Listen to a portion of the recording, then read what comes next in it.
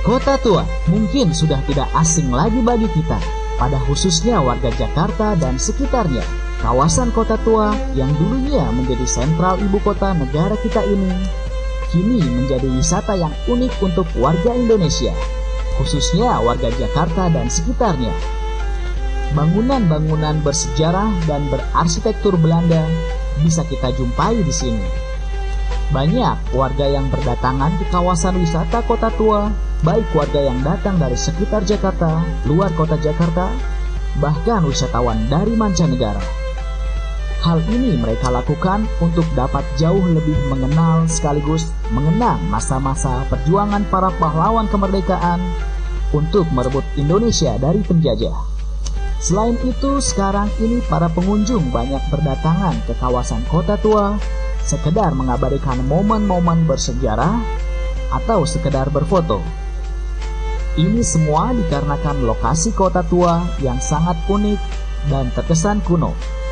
Jadi, bagi mereka mengabadikan momen di sini seakan bisa membawa mereka masuk ke suasana Jakarta tempo dulu.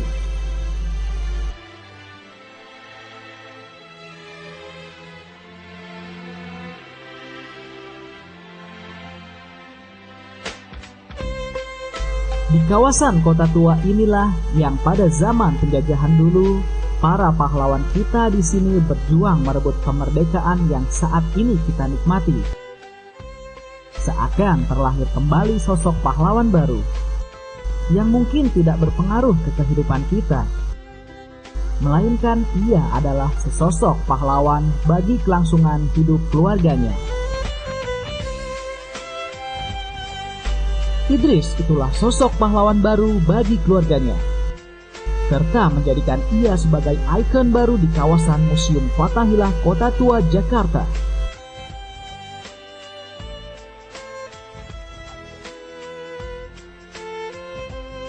Lelaki kelahiran Bogor 21 Oktober 1978 silam ini merubah seluruh tubuhnya menjadi manusia batu yang menggambarkan sesosok pahlawan pejuang kemerdekaan demi kelangsungan hidup dan keluarganya. Kehilangan pekerjaan dan himpitan ekonomilah yang membuat Idris menjadi profesi dirinya sebagai manusia batu agar tetap mampu bertahan menghidupi keluarganya.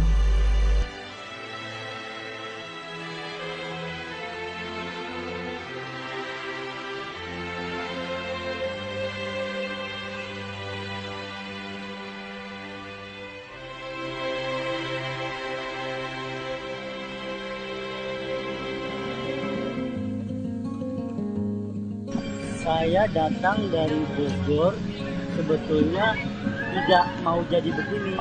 Nah, saya niat mau berdagang. Nah, ketika saya sampai di sini, di kota tua ini, saya bingung karena sudah terlalu banyak pedagang.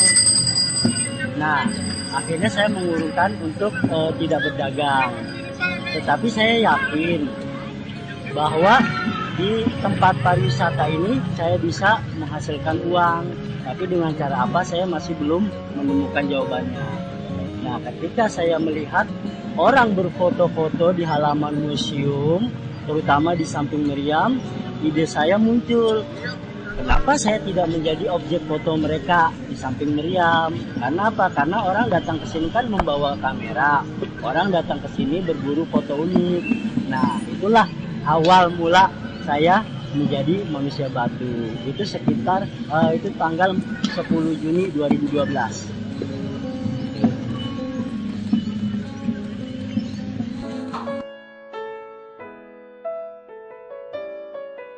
Dalam mendukung aktivitasnya, pria berusia 35 tahun ini mengumpulkan bahan-bahan yang ia butuhkan untuk merubah tubuhnya menjadi sesosok manusia batu. Tentu hal ini ia dapatkan dengan cara membeli perlengkapan seperti baju, sepatu, cat, senjata, dan lain-lain yang merupakan sosok pejuang kemerdekaan Indonesia. Semua itu ia dapat dengan membelinya di pasar-pasar yang menjual pakaian-pakaian bekas. Ya, jadi awal-awal saya menjadi patung di Fathahila ini saya belum menggambarkan sosok pejuang. Jadi saya menggunakan baju ala kadarnya yang sudah tidak terpakai saya cat. Nah, tapi ketika menjelang hari kemerdekaan 17 Agustus 2012 itu saya persiapkan betul bahwa saya harus menjadi patung yang mencerminkan tentang pahlawan Indonesia, sosok pejuang. Nah, tanggal 14 Agustus itulah saya mulai mencari properti. Nah, semua properti yang saya gunakan ini mulai dari kostum, baju celana, sepatu, senjata mainan, itu saya dapatkan dengan harga murah di Pasar Senen, di bursa barang-barang bekas. Ya, jadi saya membeli perlengkapan untuk menjadi sosok patung pahlawan itu saya habis 600.000. Itu jadi untuk perlengkapan ini. Saat memulai profesi menjadi manusia batu, Idris memilih sosok Bung Tomo sebagai replika dirinya. Alasan ini ia pilih dikarenakan menurutnya Bung Tomo adalah sesosok pejuang kemerdekaan yang memiliki semangat juang yang sangat luar biasa dan tidak kenal lelah. Tentunya semangat Bung Tomo itu bisa kita lihat ada pada diri Idris yang tak putus asa saat kehilangan pekerjaannya. Ia terus berusaha mencari pekerjaan dan menciptakan ide agar dapat mencukupi kehidupannya dan keluarganya. Ya, karena niat saya dari Bogor ke Jakarta ini mau berdagang, tapi ketika sampai di kota tua ini terlalu banyak pedagang, saya mengurungkan untuk berdagang. Nah, sekarang saya menjadi manusia batu tidak pernah terpikirkan, tapi itu semua adalah tuntutan hidup. Karena apa? Karena saya yang tadinya bekerja sekarang sudah tidak bekerja. Nah, makanya itulah tuntutan hidup, bagaimana caranya supaya saya bisa menghasilkan uang. Yang paling sangat membantu adalah dari keluarga saya, ya terutama istri saya membantu sekali. Jadi sebelum saya memerankan tokoh yang sekarang ini, saya pernah berganti-ganti peran. Saya pernah berkostum Patimura, saya pernah berkostum Jenderal Sudirman, saya pernah juga berkarakter sebagai Pangeran Diponegoro. Tapi ketika 17 Agustus 2012, saya merasa kostum seperti inilah yang sangat cocok di area Kota Tua ini, yaitu karakternya Bung Tomo. Itu sangat menggambarkan sekali tentang sosok kepahlawanan. Yaitu yang tadi saya katakan bahwa Bung Tomo adalah seorang pejuang sejati, seorang yang sangat berpengaruh ya untuk kemerdekaan kita ini. Jadi saya merasa Bung Tomo adalah gambaran seorang pejuang ya dan pahlawan bangsa Indonesia ini. Jadi semua gambaran yang ada di diri Bung Tomo itu harus saya punya ya. Nah, yang paling sangat berpengaruh sekali yaitu adalah topi khasnya ya, topi Bung Tomo itu. Diawali dengan ketidaksengajaan menemukan ide ini, Idris yang sempat bekerja di salah satu pabrik di daerah Bogor tidak pernah memikirkan akan hasil yang ia dapat nantinya. Tapi Idris berharap dengan profesi baru ini nantinya ia dapat mencukupi kebutuhan anak istrinya, bahkan dapat membantu kondisi ekonomi orang tua dan adiknya yang berada di kampung halamannya. Ya, jadi ketika saya memutuskan untuk menjadi manusia batu, saya tidak pernah terpikirkan penghasilan yang saya dapatkan. Ya, yang penting saya bisa mendapatkan uang hari ini untuk keluarga saya. Jadi saya tidak pernah terpikir saya akan dapat berapa. Kalau hari biasa, Senin sampai Jumat, saya memulai dari jam 1 siang sampai jam 6 sore. Tapi kalau hari Sabtu, Minggu, dan hari besar, saya mulai dari jam 8 pagi sampai jam 6 sore. Oh, ya. Setiap hari. Dari awal saya menjadi manusia batu, saya tidak pernah meminta. Jadi orang berfoto dengan saya berapapun diberi, asal sukarela, asal ikhlas, ya itulah rezeki saya. Jadi saya tidak pernah menentukan tarif, seikhlasnya saja. Nah, kalau foto sama saya, Mas saya hanya 1.000 atau 2.000 tidak memberi, itu pun saya yakini. Makanya tetap saya jalankan walaupun saya belum tahu saya akan mendapatkan berapa rupiah dalam satu hari. Tapi setelah menjalankan satu hari, saya bersyukur ketika saya selesai menghitung penghasilan, saya cukup kaget. Karena apa? Karena uang yang saya dapatkan itu ternyata lebih besar daripada saya bekerja sebelumnya itu. Jadi dari jam 2 sampai jam 6 sore saya mendapatkan uang yang cukup lumayan. Itu yang membuat saya tidak menyangka dan agak kaget ya. Setiap hari, Idris melakukan pekerjaan ini tanpa kenal lelah. Meski harus terjemur di bawah teriknya sengatan matahari, namun Idris tetaplah seorang Idris yang tak kenal lelah dan pantang menyerah. Bak seorang pejuang kemerdekaan yang ia tampilkan setiap harinya untuk menambah aplikasi sejarah wisata Kota Tua, tepatnya di pelataran Museum Fathahillah. Bukanlah cita-cita dari Idris dan juga keluarganya menjadi manusia batu yang ia jalani saat ini. Cibiran dan sindiran tak jarang acap kali ia dengar dari banyak orang. Bahkan keluarga dan istrinya sempat menentang akan profesi yang Idris jalani ini. Namun Idris tak pernah berkecil hati. Menurutnya, pekerjaan apapun yang dilakukan, asalkan itu halal, bahkan membuat orang senang, itu menjadi kepuasan tersendiri bagi Idris, dan kita tidak boleh memandangnya sebagai profesi yang rendah.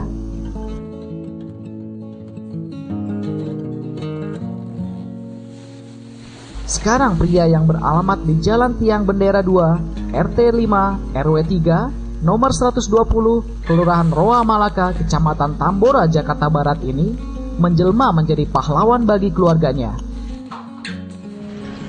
Saya meyakinkan kepada istri saya bahwa manusia patung belum pernah ada di area Museum Fathahillah.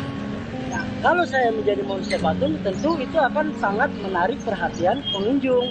Nah, kalau sudah membuat perhatian itu, ya tentu akan banyak orang yang berfoto-foto. Nah, dari hasil foto itu, ya Mas saya tidak akan mendapatkan uang. Jadi itu selalu saya yakinkan ke istri saya, dan memang terbukti sampai sekarang. Pertama kali bahan yang saya gunakan untuk mewarnai kulit saya adalah cat tembok.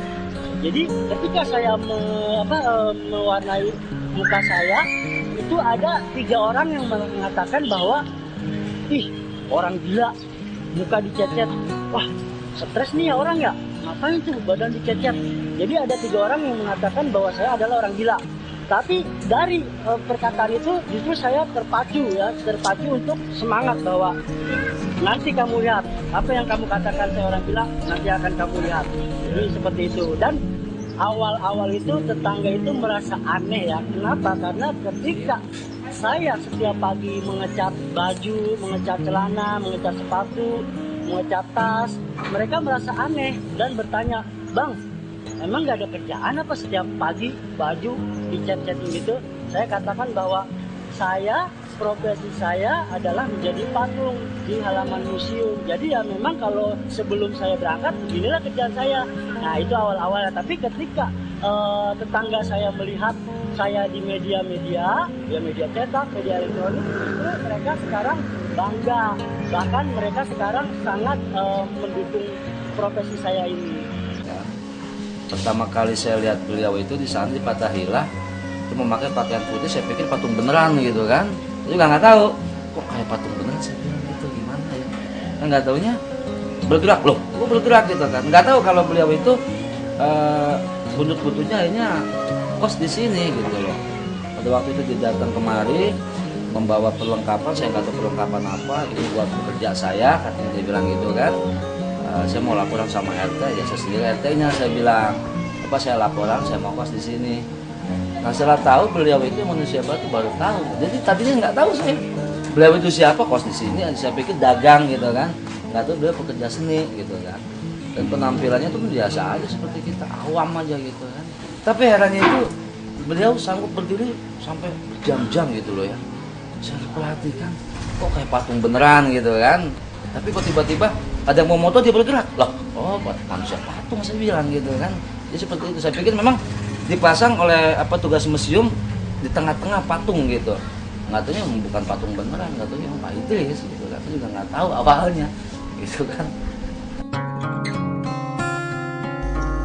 Kini tampaknya keluarga dan orang-orang di sekitar Idris sangat mendukung akan profesi yang ia lakukan. Hal ini pun menjadi pemicu semangat Idris untuk terus berusaha mengumpulkan rupiah demi rupiah dari profesinya menjadi manusia batu. Karena awalnya dia ingin berprofesi sebagai manusia batu itu dari tuntutan kehidupan kita ya Mas ya. Karena situasi dan keadaan kita harus menjadi tulang punggung keluarga. Awalnya saya dan suami itu ingin berdagang di daerah Kota Tua ini karena saya lihat di televisi itu bahwa Kota Tua ini begitu ramai ya, dikunjungi wisatawan dalam maupun luar gitu. Datanglah kami ke sini. Ternyata pada saat sampai di Kota Tua ini begitu banyak sekali pedagang gitu. Sehingga kami bingung ya, mau dagang apa gitu. Apa-apa sudah ada gitu. Terus sementara kita lihat-lihat gitu, mungkin suami saya terbersih saat orang-orang banyak yang membawa kamera untuk berfoto-foto bersama gitu di daerah Meriam gitu atau di tempat-tempat unik lainnya gitu. Terus dia memunculkan ide ke saya dengan mengatakan saya ingin menjadi manusia patung. Bagus sekali ya kalau di Meriam itu ada patungnya juga, patung manusia juga gitu. Saya sempat nggak yakin dengan apa yang dia katakan itu. Terus saya bilang gini, kenapa nggak kita cari pekerjaan yang lain aja. Terus dia bilang dengan usia saya yang segini, terus dengan keterbatasan untuk cari kerja tuh kayaknya sulit gitu. Bagaimana kalau saya coba? Akhirnya karena dia orangnya terlalu semangat gitu ya, terlalu berambisi kuat, saya nggak bisa memaksakan, tapi hati ini tuh masih apa iya itu bisa dijadiin profesi pekerjaan gitu kan, apa iya menghasilkan gitu. Ternyata setelah dia mengumpulkan barang-barang bekas, saya belum membantu dia karena saya lihat cara kerja dia dulu gitu. Dia minta beliin cat tembok. Saya setelah dia jadi itu saya lihat, kayaknya aku malu deh. Pada hari pertama itu aku hanya jauh-jauh gitu melihat dia gitu. Terus setelah beberapa hari dijalani, ternyata hasil yang dia dapat itu di luar dugaan saya. Hasil itu bisa membuat saya untuk seharian keluarga kita, bisa juga untuk memberi adik-adik saya ongkos sekolah. Sementara kan adik-adik saya waktu saat itu yang kuliah 2 orang, jadi karena kita tulang punggung terpaksa tidak ada yang memberi. Terlihat suasana yang sangat ramai di pelataran Museum Fathahillah. Antusias pengunjung kawasan ini sepertinya menjadi lebih meningkat semenjak kehadiran dan keberadaan Idris yang menjelma menjadi manusia batu yang menambah aplikasi sejarah wisata Kota Tua. Kini, pengunjung bisa berfoto bersama Idris si manusia batu dengan hanya membayar sesukarelanya saja.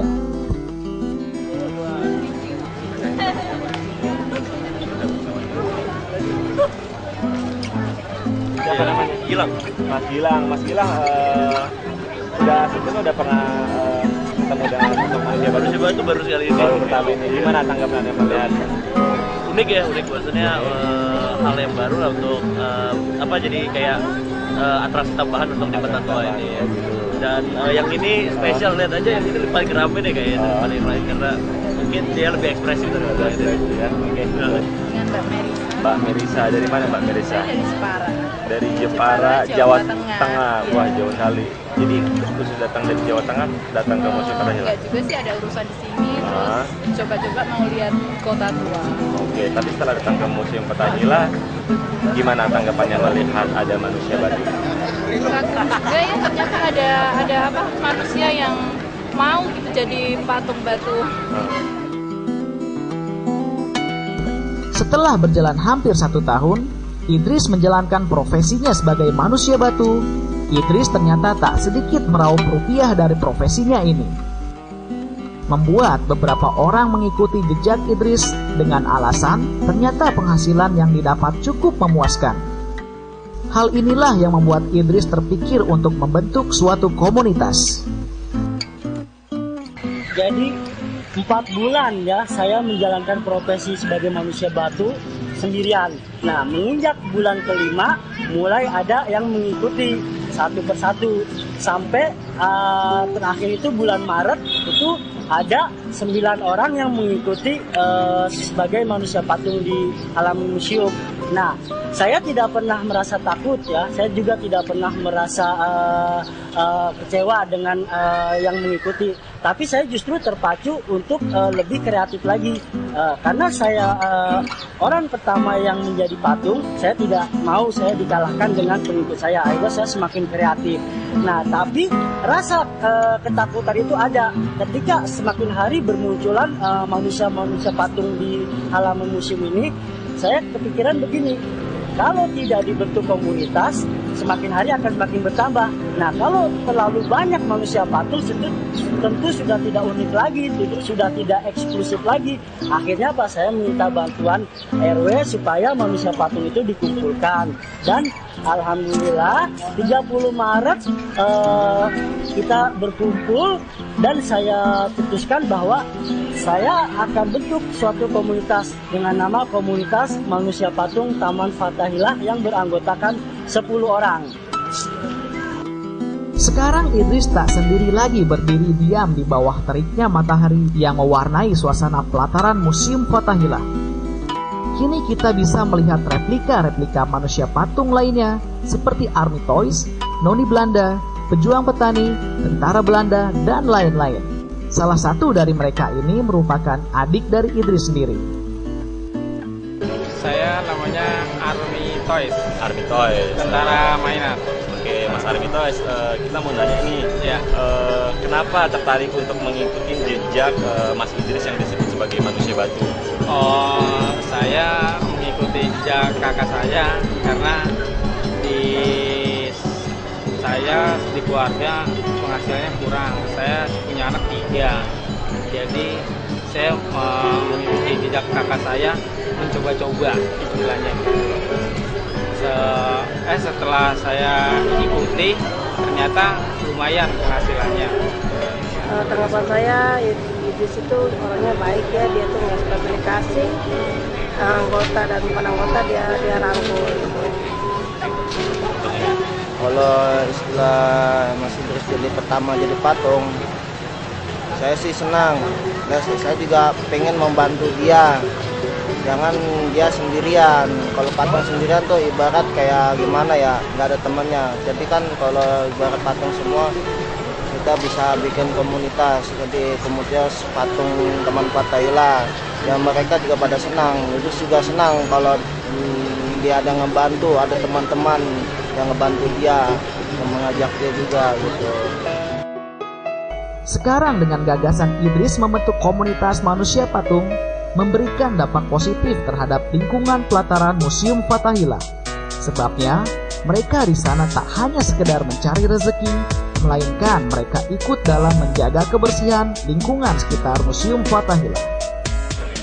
Ya, jadi selain kita mencari nafkah di area Kota Tua ini, tentu kita juga harus membantu untuk menjaga ketertiban, menjaga keamanan, menjaga kebersihan lingkungan museum ya. Nah, salah satu program kerja manusia patung Taman Fathahillah adalah menyapu 10 meter ke depan atau ke belakang di tempat kita berdiri. Itu setiap hari harus dilakukan ya, menyapu supaya tempat kita berdiri dan area sekitar tetap bersih.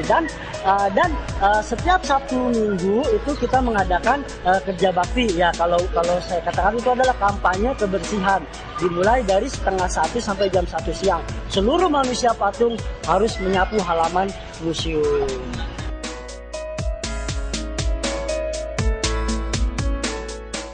Ya, jadi saya tidak berharap banyak ya, asalkan kami ya komunitas manusia patung Taman Fathahillah masih diberi tempat untuk tampil di area museum, itu sudah suatu penghargaan yang luar biasa.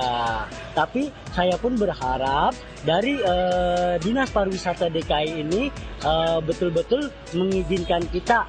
Jadi kapanpun kita akan main, kita masih diperbolehkan. Nah itu sudah mulai terbukti ketika ada acara-acara besar seputar museum, saya diundang. Jadi saya yakin itu adalah bentuk dari perhatian pemerintah setempat untuk komunitas manusia patung.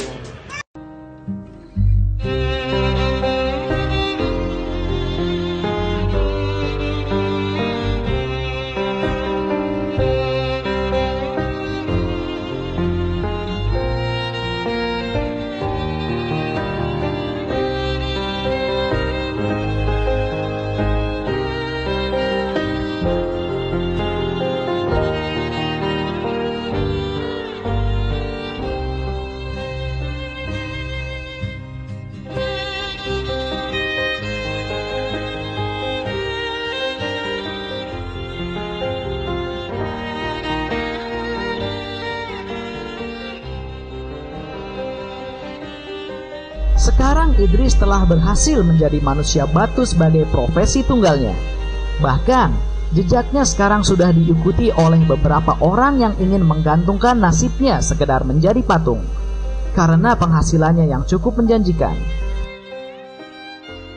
Sungguh, ini dapat menjadi bahan motivasi kita semua, bahwa menjadi pengangguran itu bukan suatu takdir ataupun kesalahan orang lain, melainkan kita diciptakan dengan pikiran dan akal yang harusnya membuat kita bisa berpikir untuk menciptakan pekerjaan bagi diri kita sendiri maupun orang lain, serta mampu menciptakan ide-ide kreatif yang akan mengembangkan diri kita.